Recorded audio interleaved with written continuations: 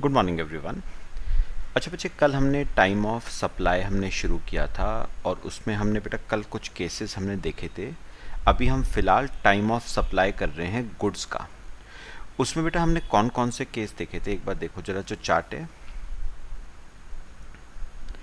इसमें बेटा हमने फॉरवर्ड चार्ज बेटा पूरा कंप्लीट कर लिया था। उसमें हमने 3 केस करे थे कल। एक तो नॉर्मल केस था बेटा और 2 स्पेसिफिक केसेस थे, कंटिन्यूस सप्लाई ऑफ गुड्स और goods sent on approval basis के। ठीक है बेटा। अच्छा, अब मुझे ना थोड़ा सा जरा बेटा एक बार रिवीजन कर लेते हैं। ये देखो, हमने फॉरवर्ड चार्ज करना शुरू किया था सेक्शन 12 सबसेक्शन 2। और बेटा फॉरवर्ड चार्ज में ना चाहे नॉर्मल केस हो, चाहे कंटिन्यूस सप्लाई ऑफ गुड्स हो, चाहे goods sent on approval basis हो, टाइम ऑफ सप्लाई का रूल बेटा सिंपल है। क्या? आई यानी डेट ऑफ इनवॉइस यानी date of issue of invoice, D मतलब due date for issue of invoice, due date for issue of invoice, और R यानी डेट ऑफ रिसिप्ट। तीनों में से जो भी बेटा क्या होगा पहले, मतलब रूल सिंपल है, आई, डी और आर। बेटा मेन जो डिफरेंस है वो डी में है। सुनो बेटा, नॉर्मल केस की जो ड्यू डेट है वो 31(1) में स्पेसिफाइड है, कंटिन्यूस सप्लाई ऑफ गुड्स की 31(4) में स्पेसिफाइड और गुड्स सेंट ऑन अप्रूवल की 31(7) में स्पेसिफाइड है। चलो एक बात बता दो बेटा, नॉर्मल केस में 2 केस थे। अगर मूवमेंट है तो due date for issue of invoice होगी डेट ऑफ रिमूवल। ठीक है। अगर मूवमेंट नहीं है तो due date for issue of invoice होगी date on which goods are made available to the recipient. ठीक है। अगर कंटिन्यूस सप्लाई ऑफ गुड्स का केस है तो ड्यू डेट 31(4) में स्पेसिफाइड है, और कौन सी है वो? Date of issue of statement of accounts. अगर गुड्स सेंट ऑन अप्रूवल का केस है तो ड्यू डेट 31(7) में स्पेसिफाइड है, और वो क्या होगी? डेट ऑफ अप्रूवल और 6 months from the date of removal, whichever is earlier. ठीक है। अच्छा, रही बात बेटा डेट ऑफ रिसिप्ट की, तो डेट ऑफ रिसिप्ट कौन सी होगी? जिस दिन आपकी बुक्स ऑफ अकाउंट्स में एंट्री हुई, मतलब कैश बुक में, और जिस दिन बैंक अकाउंट में एंट्री हुई यानी पासबुक में, दोनों में से जो भी पहले है। ठीक है बेटा। तो मेरे को बताओ, नॉर्मल केस की ड्यू डेट 31 सबसेक्शन 1 में मेंशन्ड है। अगर मूवमेंट है तो डेट ऑफ रिमूवल होगी, अगर मूवमेंट नहीं है तो डेट ऑफ डिलीवरी या date on which goods are made available to the recipient. ठीक है। अच्छा, अगर कंटिन्यूस सप्लाई ऑफ गुड्स का केस है तो ड्यू डेट आपकी 31(4) में स्पेसिफाइड है, date on which statement of accounts is issued. ठीक है। और अगर goods sold on approval basis का केस है तो ड्यू डेट आपकी 31(7) में स्पेसिफाइड है, 6 months from the date of removal और डेट ऑफ अप्रूवल, दोनों में से जो भी बेटा पहले होगी। ठीक है। अच्छा, डेट ऑफ रिसिप्ट किसको माना जाएगा? Date of entry in books of accounts of supplier, मतलब कैश बुक में जब एंट्री हुई, और date of credit in bank account, मतलब पासबुक में जब एंट्री हुई, दोनों में से जो भी पहले है। अच्छा बेटा, यहां पर देखना, इसमें ना थोड़ा मुझे बेटा चेंज कराना है आपको। मैंने कल कहा था ना, अगर एडवांस मिला है बेटा आपको, अगर आपको क्या मिला है? एडवांस। तो बेटा अगर आपको एडवांस मिलता है तो मैंने एडवांस के केस में आपको बताया था बेटा कि वैसे आई, डी और आर में से ना, एडवांस के केस में बेटा आई, डी और आर के केस में, और आर में से बेटा सबसे पहले कौन सा होता है?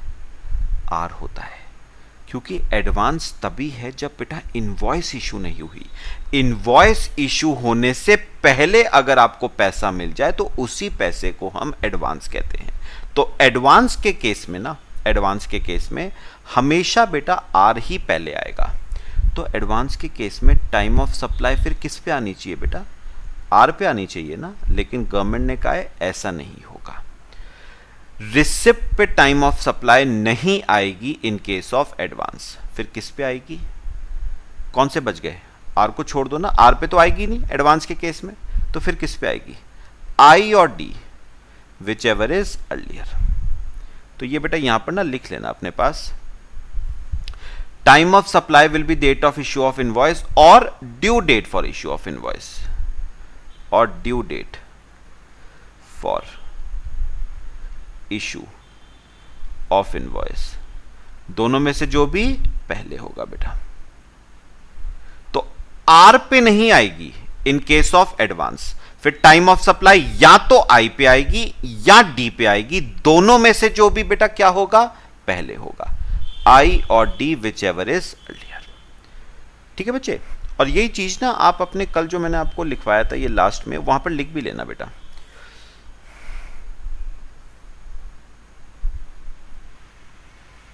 टाइम ऑफ सप्लाई होगी आई और डी, दोनों में से बेटा जो भी अर्लियर है। वैसे नॉर्मली बेटा आई ही अर्लियर होता है, लेकिन कई बार डी भी पहले आ सकता है, तो आई और D whichever is earlier. याद रखना एडवांस के केस में टाइम ऑफ सप्लाई आर पे नहीं आएगी, या तो आई पे आएगी या डी पे आएगी, दोनों में से जो भी बेटा पहले होगा। तो बेटा बताओ कल जितना हमने डिस्कशन किया सारा क्लियर हुआ? ठीक है, आज का करना शुरू करें। चलो बच्चे, तो बेटा एक बार बताओ, हमारा फॉरवर्ड चार्ज पूरा हो गया बेटा। अब आता है अगला 12 सबसेक्शन 3, जो कि है बच्चे आपके रिवर्स चार्ज का। सेक्शन 12 सबसेक्शन 3, एक बार रीडिंग मार ले बेटा। Time of supply reverse charge के केस में मेरी एक बात सुनना बेटा, मेरी बात सुनना बेटा। मुझे एक बात बताओ बेटा, रिवर्स चार्ज में सरकार तक जीएसटी पहुंचाने की जिम्मेदारी बेटा सप्लायर की नहीं होती ना। रिवर्स चार्ज में लायबिलिटी किसकी होती है बेटा? रेसिपिएंट की। तो लायबिलिटी टू पे इज ऑफ रेसिपिएंट। तो लायबिलिटी टू पे किसकी होगी बच्चे? रेसिपिएंट की होगी। लायबिलिटी टू पे विल बी ऑफ रेसिपिएंट। तो बेटा ध्यान से सुनना मेरी बात। बेटा आपने जो फॉरवर्ड चार्ज किया था उसमें लायबिलिटी किसकी होती है बेटा? लायबिलिटी किसकी होती है फॉरवर्ड चार्ज में? सप्लायर की। तो आपने जो टाइम ऑफ सप्लाई देखा ना, वो सप्लायर के पॉइंट ऑफ व्यू से देखा। Issue of, date of issue of invoice, due date for issue of invoice, date of receipt of payment. अब बेटा रिवर्स चार्ज में लायबिलिटी सप्लायर की नहीं है, रेसिपिएंट की है। तो बेटा टाइम ऑफ सप्लाई सप्लायर के पॉइंट ऑफ व्यू से नहीं देखना। अब किसके पॉइंट ऑफ व्यू से देखना? रेसिपिएंट के पॉइंट ऑफ व्यू से। कैसे, मैं आपको बताता हूं बेटा, आओ मेरे साथ साथ।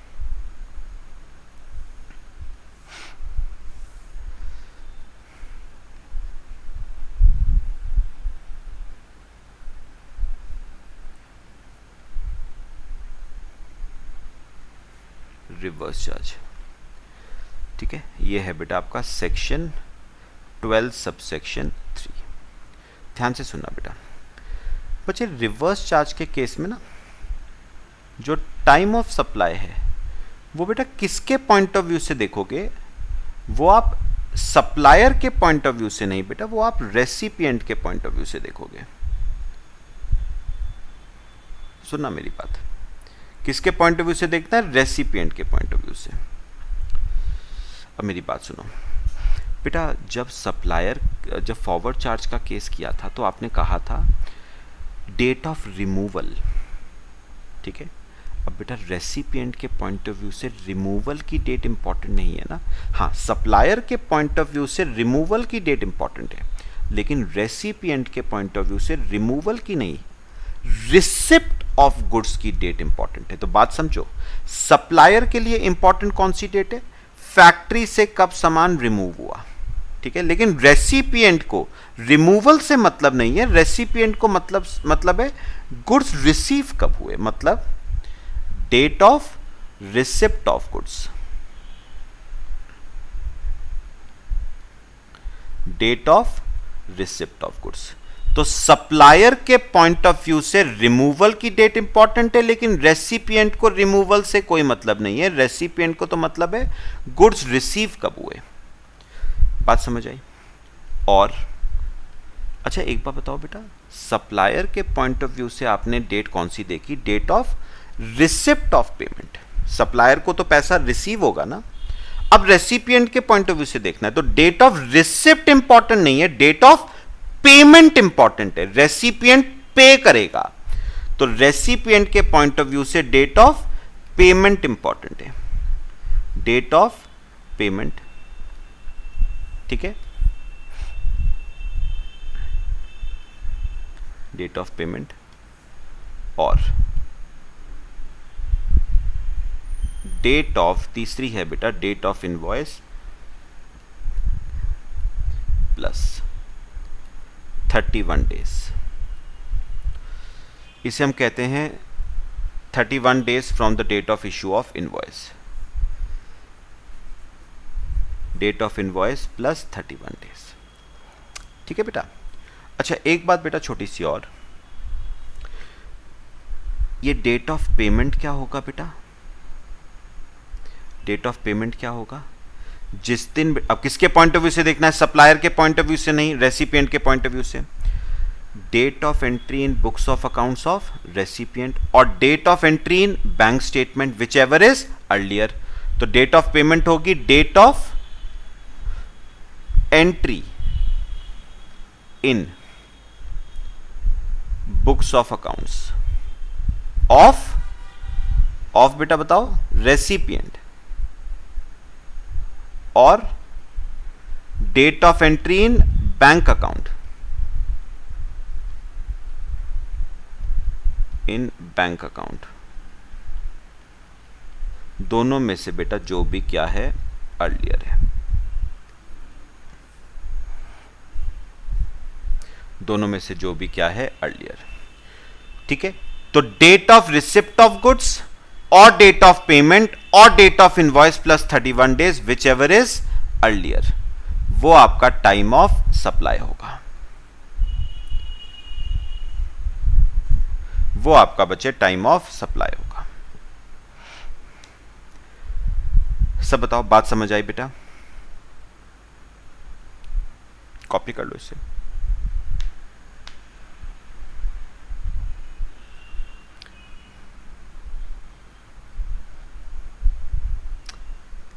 आया बेटा समझ, कराऊं एक क्वेश्चन कराऊं आपको,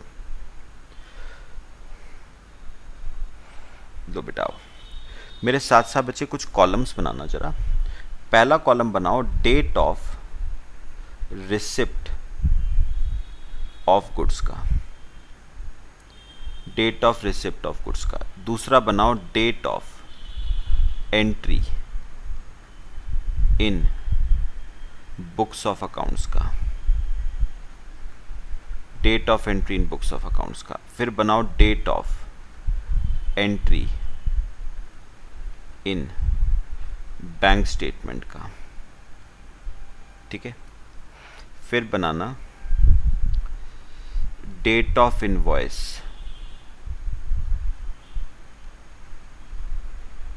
प्लस 31 डेज का, और लास्ट बना लो टाइम ऑफ सप्लाई का, ठीक है बेटा। Date of receipt of goods है 5th नवंबर, date of receipt of goods 5th नवंबर, date of entry in books of accounts. अब सुनो मेरी बात, सुनो मेरी बात, सुनना बेटा सुनो, अब रेसिपिएंट के पॉइंट ऑफ व्यू से देखना बेटा, रेसिपिएंट ने ना चेक दिया, क्या दिया, चेक, चेक देते ही उसने अपनी बुक्स में तो एंट्री रिकॉर्ड कर ली, उसने चेक दिया था 8 तारीख को, तो चेक देते ही उसने अपनी बुक्स में तो एंट्री कर ली, लेकिन बैंक स्टेटमेंट में एंट्री होगी 2 से 3 दिन बाद, तो बैंक स्टेटमेंट में एंट्री हुई 11 तारीख को, बात समझ आई, ठीक है। तो इन दोनों में से बेटा कौन सा वाली डेट लोगे, जिस दिन बुक्स ऑफ अकाउंट्स में एंट्री हुई या जिस दिन बैंक स्टेटमेंट में एंट्री हुई, दोनों में से जो भी पहले है तो आर माना जाएगा उसको, ठीक है, या आप थोड़ा सा ऐसे कह लो पी माना जाएगा, date of payment.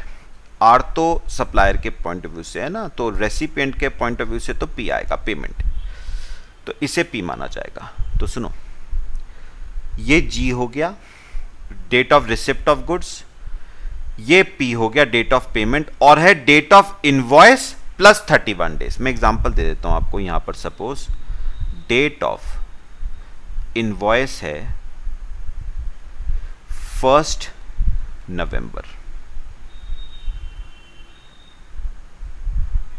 Date of invoice है 1 नवंबर, तो उन्होंने कहा 1 नवंबर प्लस 31 डेज। बेटा 1 नवंबर में 31 डेज ऐड करना 1 नवंबर में, तो 29 डेज तो नवंबर के हो गए, ठीक है, और 2 दिन दिसंबर के, तो date of invoice plus 31 days आता है 2 दिसंबर, ठीक है। तो मैं इसे कह रहा हूं I प्लस 31, I मतलब इनवॉइस की डेट प्लस 31। तो बताओ बेटा, रिसिप्ट ऑफ गुड्स की डेट है G है 5 नवंबर, पेमेंट की डेट है 8 नवंबर, I प्लस 31 है 2 दिसंबर, तीनों में से विच एवर इज अर्लियर, कौन सा बेटा, 5 नवंबर आपका क्या हो जाएगा, टाइम ऑफ सप्लाई। तो ये आपकी शर्त क्या बन गई बच्चे, date of receipt of goods G, date of payment P और date of invoice plus 31, I plus 31। तो G P I plus 31 whichever is earlier. ठीक है बच्चे, कॉपी करो इसे यहां तक।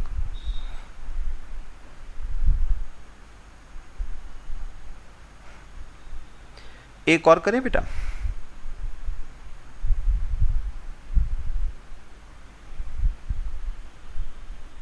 चलो एक और करते हैं। देखो बच्चे, एक और, date of receipt of goods 5 नवंबर, ये क्या हो गया बेटा G, इसमें मैं कोई चेंज नहीं कर रहा हूं। अब सुनना जो मैं कहूंगा बेटा, अब जो रेसिपिएंट था ना, रेसिपिएंट, उसने बैंक को स्टैंडिंग इंस्ट्रक्शन दे रखा था। आपने सुना होगा ना ये वर्ड, रेसिपिएंट ने बैंक को स्टैंडिंग इंस्ट्रक्शन दे रखा था कि हर महीने की 10 तारीख को मेरे अकाउंट से पैसा काट लिया जाए और वो सप्लायर को दे दिया जाए। हर महीने की 10 तारीख को मेरे अकाउंट से इतना पैसा काट के किसको दे दिया जाए, सप्लायर को। कौन सी तारीख को, 10 तारीख को। तो बैंक ने बेटा 10 तारीख को आपके अकाउंट से पैसा काट लिया, किसके अकाउंट में जमा करवा दिया, सप्लायर के खाते में। अब बेटा बैंक में तो एंट्री हो गई, लेकिन मुझे इस बात का याद नहीं रहा कि मेरा पैसा कटा है। वो तो मैंने जब पासबुक को अपडेट करवाया ना 2 से 3 दिन बाद, तब मुझे पता चला कि मेरे अकाउंट से पैसा कट के सप्लायर को जा चुका है।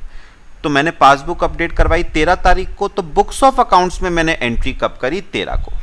अब मुझे बताओ, बुक्स ऑफ अकाउंट्स में एंट्री 13 को हुई, बैंक में एंट्री 10 तारीख को हो चुकी थी। किसको मानोगे पेमेंट की डेट, जो भी अर्लियर है, ये P हो जाएगा 10 नवंबर। अच्छा, अब मैं यहां पर एक बात और चेंज कर रहा हूं, डेट ऑफ इनवॉइस था बेटा 1 अक्टूबर का, नवंबर का नहीं, 1 अक्टूबर का। इनवॉइस आपका 1 अक्टूबर का है। चलो अब मुझे बताओ, यहां पर I प्लस 31 कितना आएगा, 1 अक्टूबर में 31 डेज ऐड करो, 30 दिन तो अक्टूबर के हो गए और 1 दिन नवंबर का, तो 1 नवंबर आ गया। ये हो गया I प्लस 31।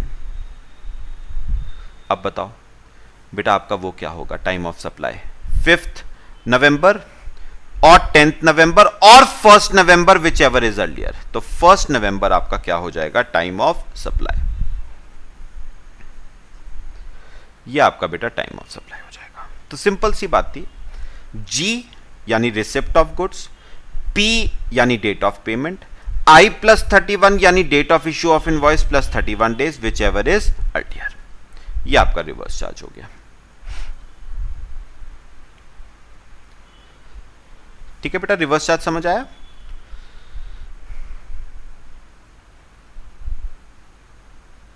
करें बेटा अगला। तो सेक्शन 12 सबसेक्शन 2 फॉरवर्ड चार्ज के तीनों केसेस हो गए, 12 सबसेक्शन 3 रिवर्स चार्ज हो गया। अब आओ बेटा अगले पे। तो ये देखो एक बार पढ़ ले टाइम ऑफ सप्लाई होगा date of receipt of goods, यानी बेटा हमने इसे क्या नाम दिया, जी, और डेट ऑफ पेमेंट यानी P,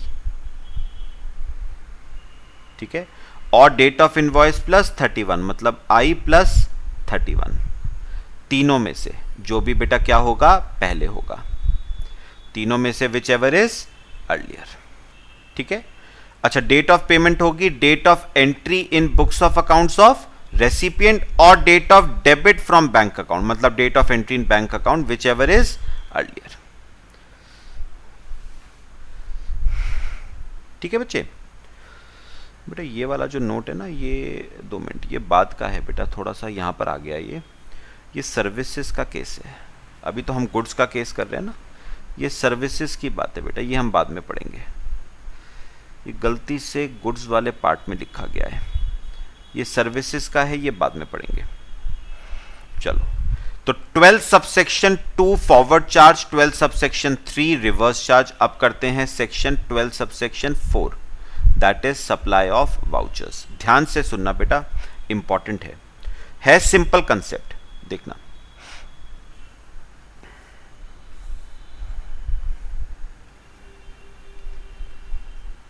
supply of vouchers,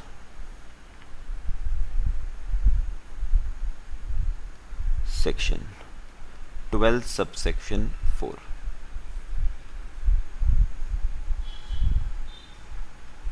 section 12 subsection 4, ध्यान से सुनना बेटा। बेटा इसमें ना 2 केस है,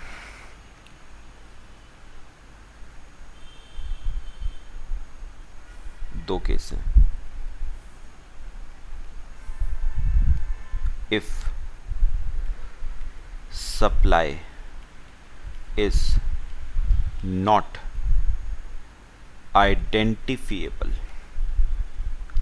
if supply is not identifiable, और सेकंड है if supply is identifiable। तो if supply is not identifiable और if supply is identifiable, क्या डिफरेंस है, आओ समझते हैं। देखो बेटा एग्जाम्पल से आपको समझाता हूं। ये बेटा मैं हूं, ठीक है, और ये सपोज है आपका वैन ह्यूसन, ये आपका वैन ह्यूसन है बेटा, ठीक है। अब बेटा हुआ क्या, मैं एक दिन वैन ह्यूसन पे ना बच्चे कुछ शॉपिंग करने गया, मैं कुछ शॉपिंग करने गया, और उसमें बेटा एक चीज़ थी, एक ऑफर चल रहा था बेटा, ऑफर चल रहा था। क्या ऑफर था, ध्यान से सुनना। ऑफर क्या था बेटा, ऑफर था if you make purchases, if you make purchases worth rupees 5000, अगर तुम 5000 रुपये तक की परचेज करते हो या उससे ज्यादा की, then you will get a gift voucher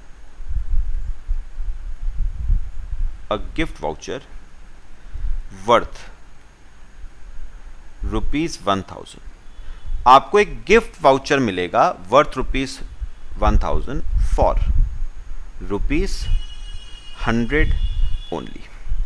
तो बेसिकली बेटा एक ऑफर क्या चल रहा है वैन ह्यूसन पे कि अगर आप हमारे शोरूम से 5000 या उससे ज्यादा की कोई परचेज करते हो तो you are entitled to receive a gift voucher worth ₹1000। But free नहीं है बेटा, पैसा देना है आपको। कितने? 100 रुपए आपको इस गिफ्ट वाउचर के देने हैं। इस गिफ्ट वाउचर से होगा क्या, ध्यान से सुनना मेरी बात। मैंने जो मैनेजर था शोरूम का, मैंने उस मैनेजर से पूछा, मैंने पूछा कि ये जो आप गिफ्ट वाउचर दे रहे हो 1000 रुपए तक का, इसका क्या मतलब है? उन्होंने कहा कि सर आप हमारे शोरूम से ₹1000 तक की परचेज कर सकते हो। ठीक है, मतलब एक तरह से ₹1000 का सामान आप ₹100 दे के खरीद सकते हो। भाई वाउचर कितने का है? ₹100 का। ₹100 दे के आप ₹1000 तक की शॉपिंग हमारे शोरूम से आप कर सकते हो। मैंने एक बात और पूछी, मैंने पूछा क्या मैं ₹1000 से कुछ भी खरीद सकता हूं जो आपके शोरूम में है? ठीक है, या कोई स्पेसिफिक आइटम है जो मैं खरीद सकता हूं? उसने कहा सर हमारे शोरूम में शर्ट्स हैं, ठीक है, हमारे शोरूम में ट्राउजर्स हैं, हमारे शोरूम में ब्लेजर्स हैं, हमारे शोरूम में आपके बेल्ट्स हैं, हमारे शोरूम में वॉलेट्स हैं। तो हमारे शोरूम में जो भी सामान है ना, टाई है, आप हर सामान खरीद सकते हो। मतलब this gift voucher can be redeemed on purchase of any item in our showroom. तो this gift voucher can be redeemed on purchase of any item present in showroom. तो यहां पर लिख लेना, ये इंपॉर्टेंट लाइन है बेटा। Gift voucher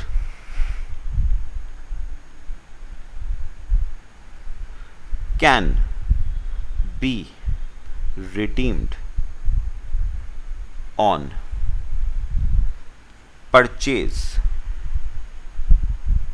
of any item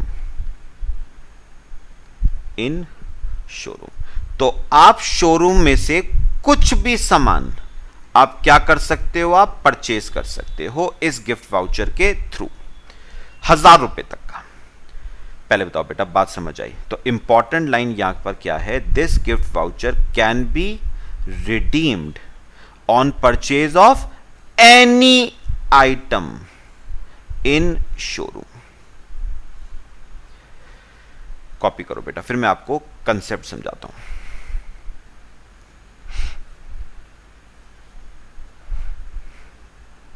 बेटा अब मेरी एक बात सुनना, जो मैं कहूंगा ना ध्यान से सुननी है बेटा बात।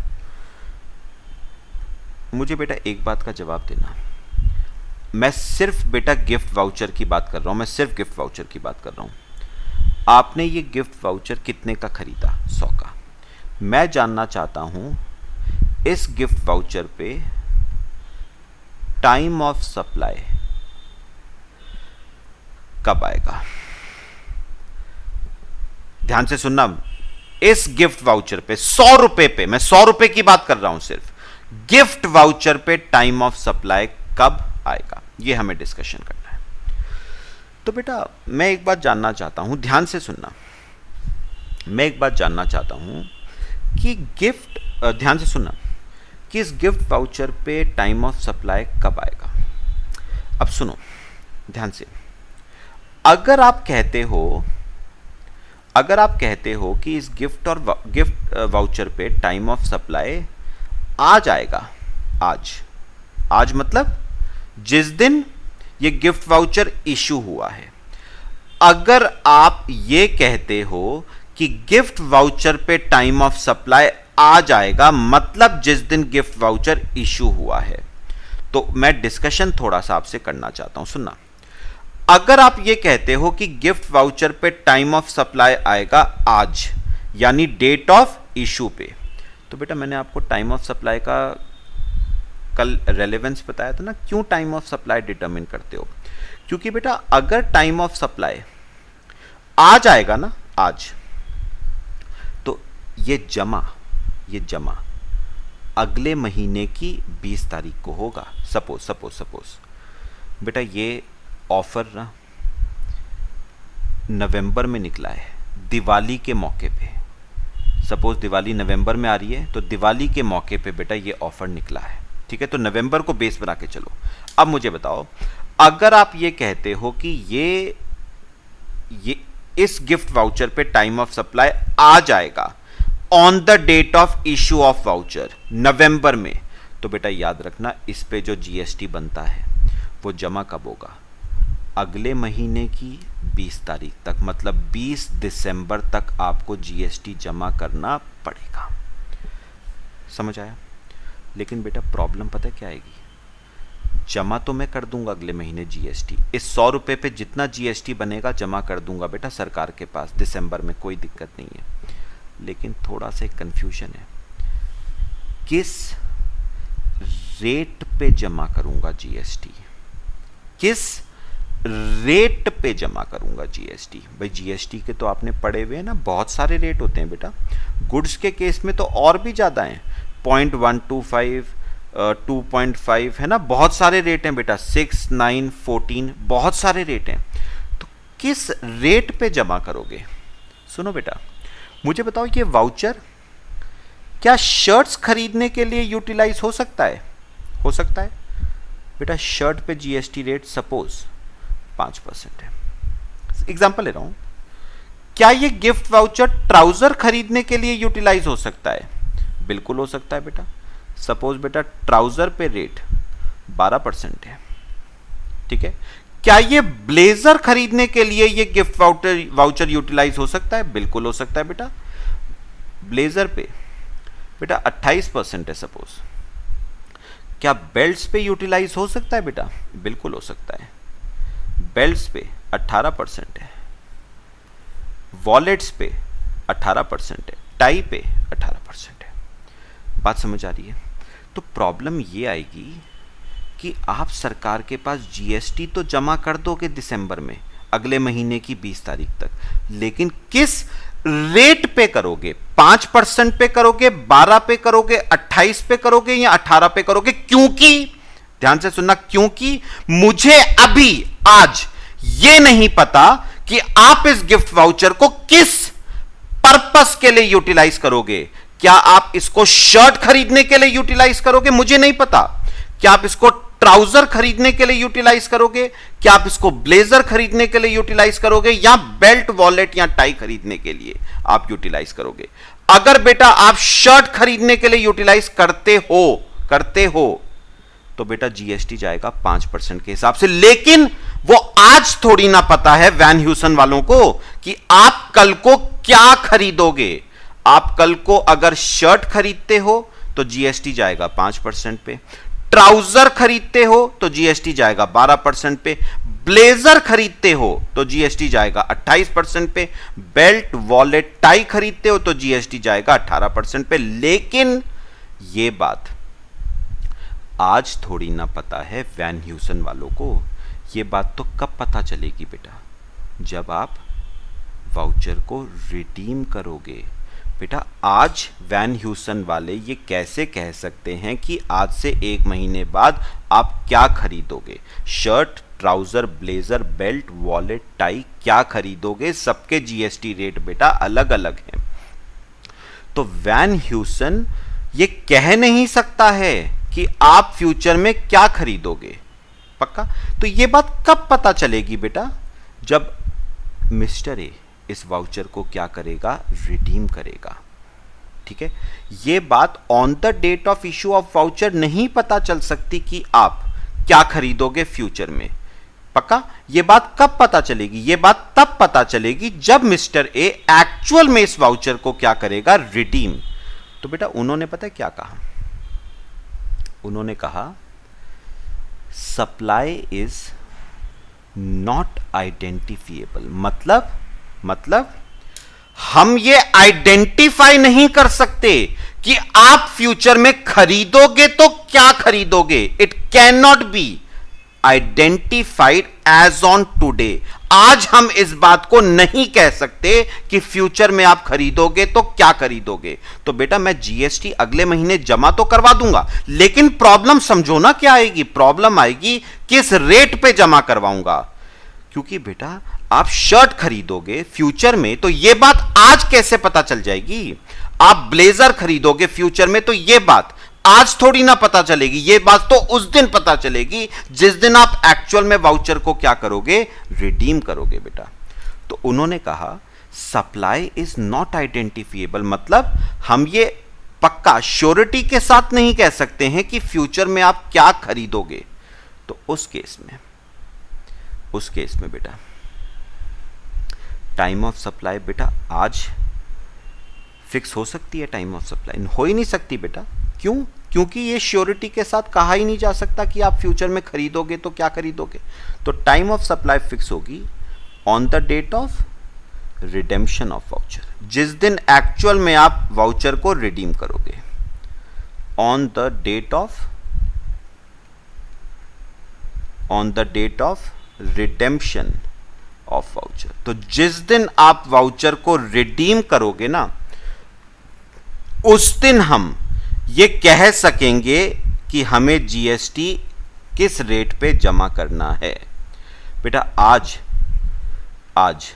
हम ये कह ही नहीं सकते कि आप क्या खरीदोगे फ्यूचर में, ठीक है।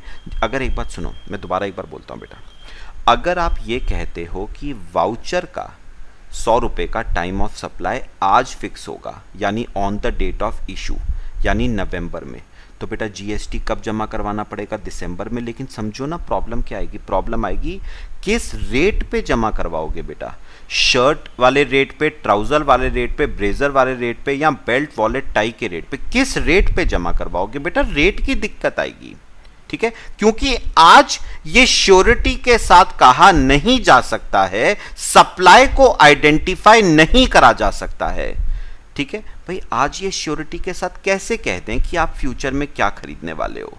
पक्का? तो गवर्नमेंट ने कहा जिस दिन एक्चुअल में मिस्टर ए वाउचर को रिडीम करेगा ना, उस दिन तो आपको पता चल जाएगा ना, उस दिन तो आपको पता चल जाएगा ना कि सप्लाई किस चीज की हुई है, तो वो वाला रेट आप जीएसटी का जमा करवा देना सरकार के पास। अगर शर्ट खरीदी उसने तो 5% के हिसाब से जीएसटी हमारे पास जमा करवा देना। अगर उसने ट्राउजर खरीदा तो 12% के हिसाब से जीएसटी हमारे पास जमा करवा देना।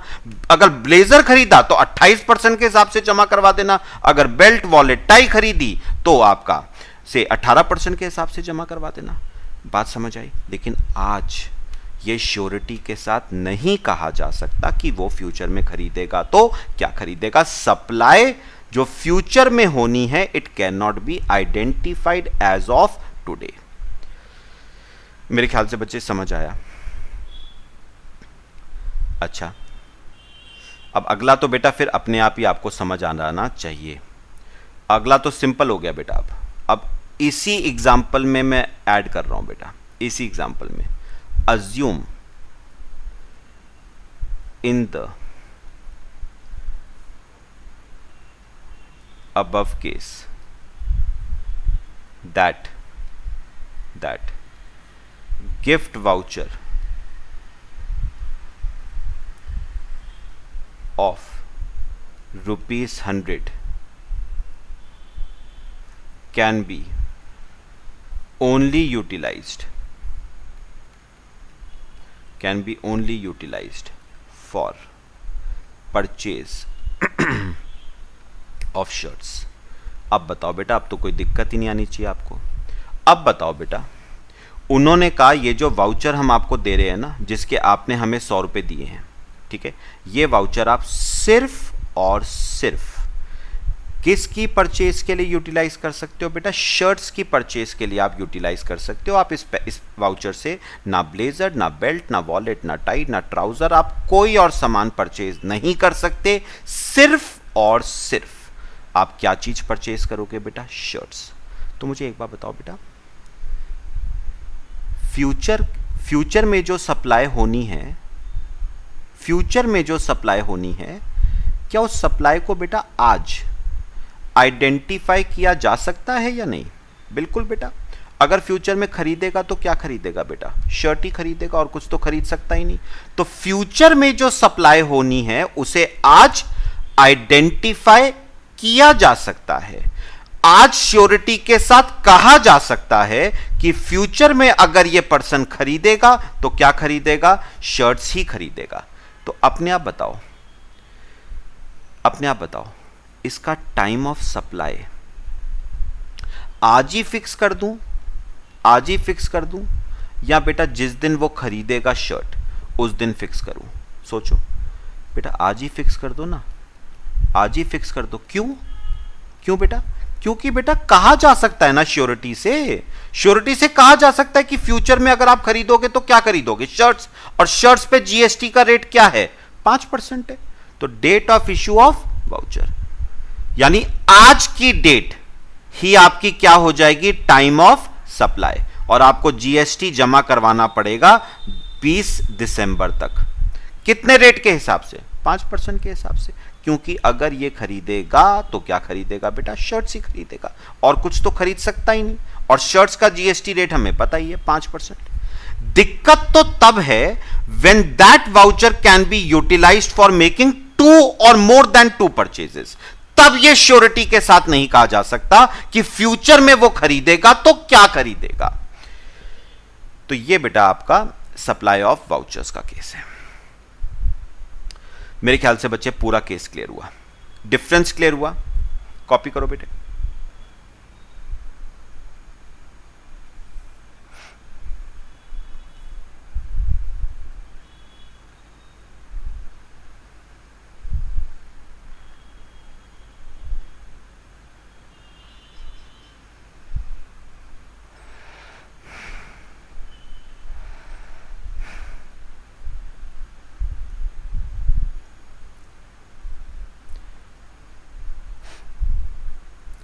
समझ आ गया बेटा सबको? करें। अब लास्ट केस बेटा हमारा रहता है, और एक बार रीडिंग पहले मार लेते हैं। देखो, इफ सप्लाई इज आइडेंटिफिएबल, मतलब हमें पता है, हम श्योरिटी के साथ कह सकते हैं कि फ्यूचर में अगर ये पर्सन खरीदेगा तो ये चीज ही खरीदेगा, तो उस केस में टाइम ऑफ सप्लाई आप आज ही फिक्स कर सकते हो on the date of issue of voucher. लेकिन अगर सप्लाई आइडेंटिफिएबल नहीं है, मतलब voucher can be utilised for making 2 और मोर देन 2 परचेजेस, तो उस केस में बेटा आप ये श्योरिटी के साथ आज नहीं कह सकते कि 1 महीने के बाद ये पर्सन क्या खरीदेगा।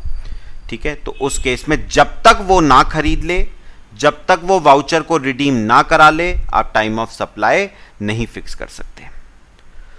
समझ आया बेटा? ये काट देना, ये काट देना बेटा, विच एवर इज अर्लियर नहीं आएगा।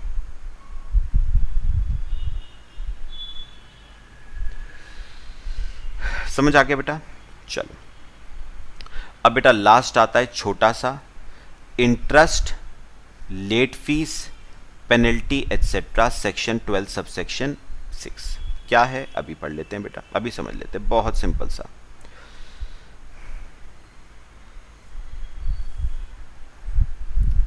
Interest, late fees, penalty etcetera, section 12 subsection 6, section 12 subsection 6। मैं आपको बेटा एग्जाम्पल से पूरा केस समझा देता हूं, अभी देखो, अभी हो जाएगा बेटा, ध्यान से। मिस्टर ए,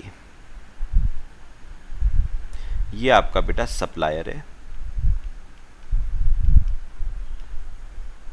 और मिस्टर बी, ये बेटा आपका रेसिपिएंट है।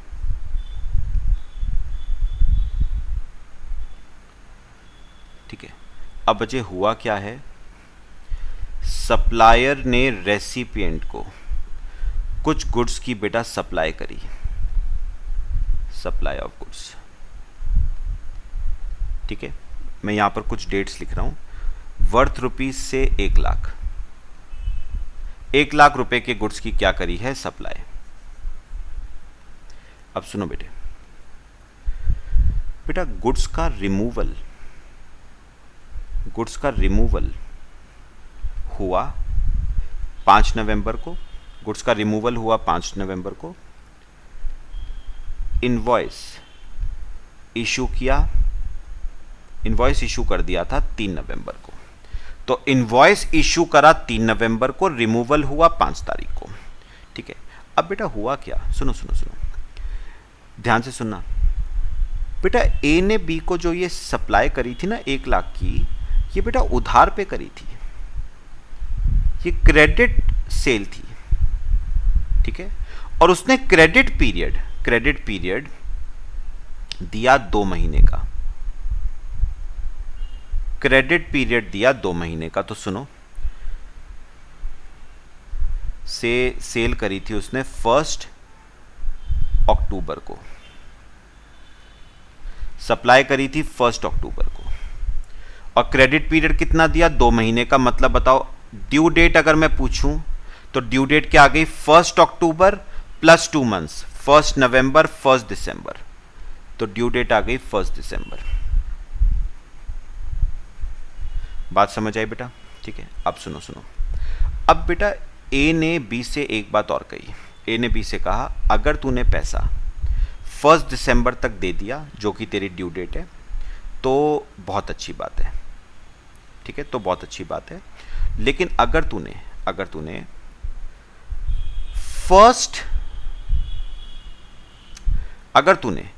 फर्स्ट दिसंबर तक पैसा नहीं दिया, अगर तूने 1 दिसंबर तक पैसा नहीं दिया तो उसके बाद इंटरेस्ट लगेगा 12% पर एनम का। उसके बाद इंटरेस्ट लगेगा 12% पर एनम का। बात बताओ बेटा, समझ आई? ठीक है, मैं थोड़ी सी ना बेटा डेट्स चेंज कर रहा हूं मैं। आप यहां पर डेट लिखना 2 मिनट।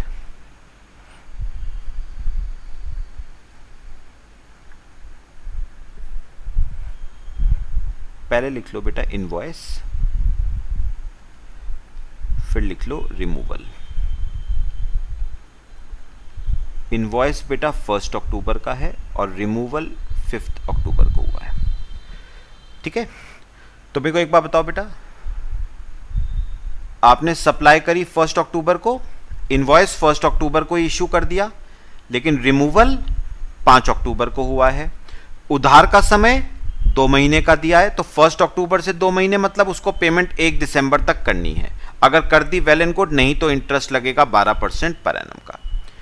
चलो अब सुनो। अब बेटा हुआ क्या, ये जो रेसिपिएंट था ना, इसने बेटा सप्लायर को पेमेंट करी 1 महीने बाद। 1 महीने बाद मतलब ड्यू डेट से 1 महीने बाद, मतलब रेसिपिएंट ने सप्लायर को पेमेंट करी है 1 जैन को। तो बेटा एक बात याद रखना, सुनो, सिंपल कैलकुलेशन कर रहा हूं बेटा। मेरे को एक बात निकाल के बताओ, वो 1 जैन को कितनी पेमेंट करेगा बेटा? एक तो वो प्रिंसिपल देगा, प्रिंसिपल कितने रुपए का बेटा? 1 लाख रुपए का तो प्रिंसिपल देगा, प्लस बताओ पेमेंट कब तक करनी थी? 1 दिसंबर तक पेमेंट करनी थी, करीब 1 जैन को 1 महीने का डिले कराए तो 1 महीने का क्या देगा? इंटरेस्ट भी देगा। तो 1 लाख पे निकालो, 1 लाख पे 12% 1 महीने का, 1000 रुपए का इंटरेस्ट भी देगा। इसका मतलब उसने 1 जनवरी को कितना पैसा दिया होगा? 1,01,000 दिया होगा, है ना? 1 लाख रुपए तो प्रिंसिपल का देना ही था ना, प्लस 1000 रुपए का 1 महीने का क्या दिया? इंटरेस्ट। 1 महीना कौन सा बेटा? 1 दिसंबर तक पैसा देना था और उसने दिया 1 जैन को, तो 1 महीने का डिले किया। कॉपी करो बेटा, बात समझ आई?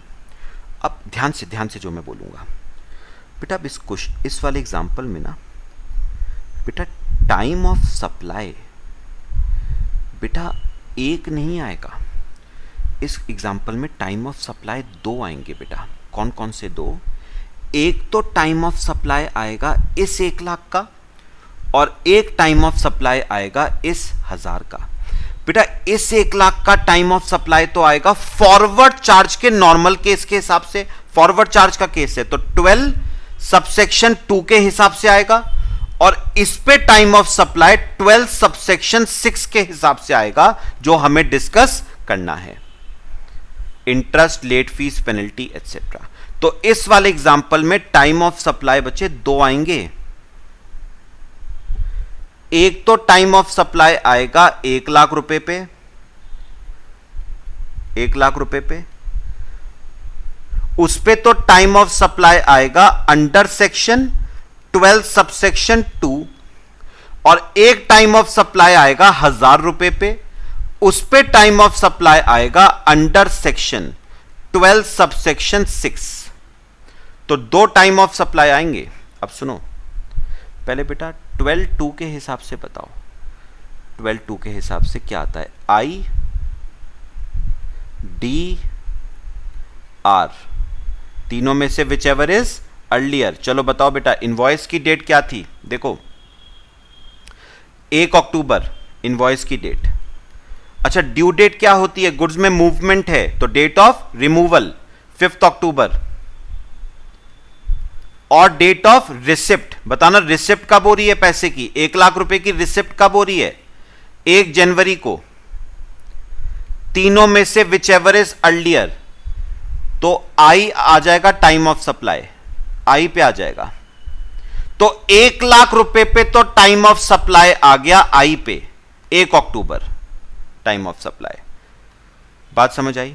अब अगर मैं बात करूं इस 1000 रुपए पे टाइम ऑफ सप्लाई कब आएगा, इस पे टाइम ऑफ सप्लाई आएगा अंडर सेक्शन 12 सब सेक्शन 6। पता है, बहुत सिंपल है बेटा, पता है सेक्शन 12 सब सेक्शन 6 क्या कहता है, इंटरेस्ट, लेट फीस, पेनल्टी पे टाइम ऑफ सप्लाई आएगा जब ये interest, late fees, penalty receive हुई है, यानी on the date of, time of supply आएगा on the date of, on the date of receipt of such interest, late fees, penalty। तो जिस दिन आपको interest, late fees, penalty receive हुई है ना, उस दिन बेटा आपका क्या आ जाएगा, टाइम ऑफ सप्लाई। जिस भी दिन ये interest, late fees, penalty receive हुई है, उस दिन आपका टाइम ऑफ सप्लाई फिक्स हो जाएगा। और अपने आप बताओगे बेटा, ये लेट फीस, पेनल्टी, इंटरेस्ट बेटा कब रिसीव हुआ है, डेट ऑफ रिसिप्ट बताना। 1 जैन को रिसीव हुआ है तो टाइम ऑफ सप्लाई आ जाएगा 1 जैन। तो याद रखना, 1 लाख रुपए का टाइम ऑफ सप्लाई तो 1 अक्टूबर आएगा। हां, 1000 रुपए का जो इंटरेस्ट है उसका टाइम ऑफ सप्लाई उस दिन आएगा जिस दिन वो इंटरेस्ट आपको क्या हुआ है, रिसीव, यानी 1 जैन। लो बेटा, सिंपल सी बात, समझ आया बेटा सबको। तो इस वाले केस में 2 टाइम ऑफ सप्लाई आए, प्रिंसिपल का अलग आएगा और इंटरेस्ट का अलग आएगा। प्रिंसिपल पे तो सेक्शन 12 सबसेक्शन 2 अप्लाई कर जाएगा, IDR which ever is earlier, और इंटरेस्ट पे डेट ऑफ रिसिप्ट, मतलब जिस दिन मिला इंटरेस्ट उस दिन को मान लो टाइम ऑफ सप्लाई। लो बेटा, कॉपी कर लो।